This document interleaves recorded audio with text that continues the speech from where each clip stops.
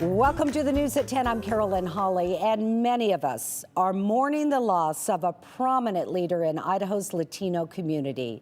J.J. Saldana was a local advocate and Latino community leader. We learned yesterday morning that he passed away.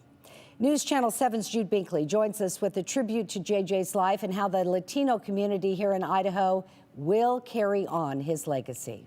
Well, Carolyn,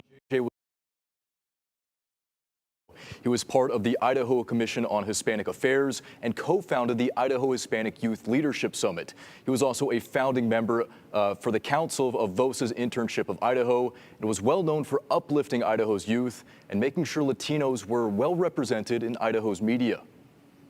When we remember him, I want to remember somebody who is funny, who is kind, who is giving, who is smart, and somebody who was a relentless advocate for the community, because he was all of those things. Rebecca De Leon co-hosted the Latino Card podcast alongside J.J. Saldana, and both served on the VOS's Internship of Idaho Advisory Council. And he was so truly about lifting other people up. He was the most selfless person I have ever met. The two met 10 years ago after Rebecca graduated college with a degree in journalism. He did everything that he could do to make sure that I succeeded. They worked together to bring better representation to Latinos in Idaho media. He was so adamant and would not stop, was relentlessly saying, this is important and we need to change this. We need to change the landscape.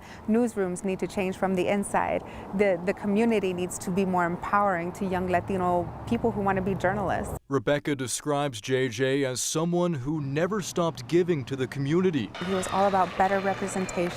He was about empowering the youth, empowering Latinos to have big opportunities to succeed for themselves and to really showcase what our community could do. In a statement, the Idaho Hispanic Chamber of Commerce called JJ a tireless advocate for the Hispanic and Latino community, saying his impact reached far beyond the State House and college walls and into the hearts of those he served. He was a hope for kids who wanted to, be, what their parents sacrificed to come to this country for. They wanted to be that. They would look to JJ and they would see that he was not just successful, but that he was accessible, that he was warm and friendly and wanting them to succeed. Rebecca says JJ will leave a hole in the community that can never be filled, although they will try. I think the best way to honor his memory will be to continue the work that he was so passionate about. And the best thing that we can do is to continue his example of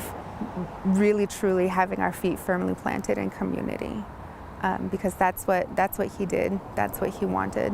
And that would be the best way to honor him. Carrying on JJ's legacy. He was incredible. He was my best friend. We also just received a statement from Governor Brad Little on the passing of JJ. Governor Little said, JJ was a leader in our communities and a relentless advocate for Idaho's growing Hispanic population. Teresa and I send our condolences to the family and many loved ones of JJ. And JJ was also a friend to many of us here at KTVB. And Carolyn, I know you two shared some really great memories together. We sure did. I think some of his first TV interviews were right here with me on the News at Noon, I think it was for him. So any day was a great day when JJ was around. So thank you.